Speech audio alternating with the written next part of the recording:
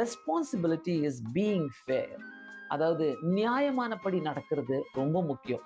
நம்மளுடைய பொறுப்புகள்ல நியாயமானபடி நம்ம நடக்கிறது ரொம்ப முக்கியம். 5வது காரியம், responsibility is helping to make a better world. அதாவது இந்த உலகத்துல இப்படிப்பட்டவங்க நிறைய பேர் இருந்தா எவ்வளவு உலகம் நல்லா இருக்கும்னு பார்த்துக்கங்க. உலகத்துல ஒரு காரியத்தை சிந்திக்கும் போது எவ்வளவு நல்லா இருக்கும், இப்படி எல்லாம் இருந்தா எப்படி இருக்கும் அப்படின்னு நம்ம சிந்தனை பண்ணணும்னாக்கா, நம்ம போற இடங்களில, நம்ம வேலை செய்யற ஸ்தலங்களில, நம்ம வீட்டுல, நம்ம இப்படிலாம் நம்ம வாழ்றோம்னாக்கா ரொம்ப ரொம்ப அது பிரயோஜனமாக இருக்கும் என்பதை நான் விசுவாசிக்கிறேன். எப்படி எதையெல்லாம் எந்தெந்த பொறுப்புகள் எல்லாம் கர்த்தர் நம்மளுடைய கரத்துல கொடுக்கிறார். முதலாவது கர்த்தர் நம்ம கொடுத்தது என்னதான், அது எல்லாருமே நம்ம சொல்ல வேண்டிய காரியம்.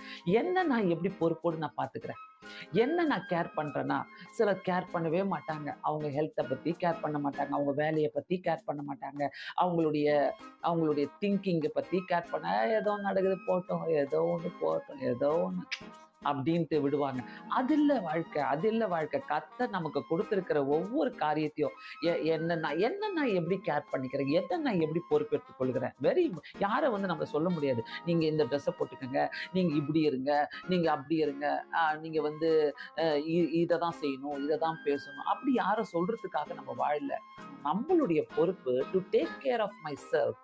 அதாவது என்ன நான் எப்படி பொறுப்பெடுத்து நடத்துறேன் ரொம்ப முக்கியம். ஸோ கர்த்தர் நம்மளை நம்பிதான் இந்த உயிரையும் கொடுத்திருக்கிறாரு. என்ன நம்பி இந்த உயிரை கொடுத்திருக்கிறார், என்ன நம்பி என் மூலமா எதையோ கர்த்தர் செய்ய வேண்டும் என்று ஆசைப்பட்டா அதை ரொம்ப யோசிப்பேன்.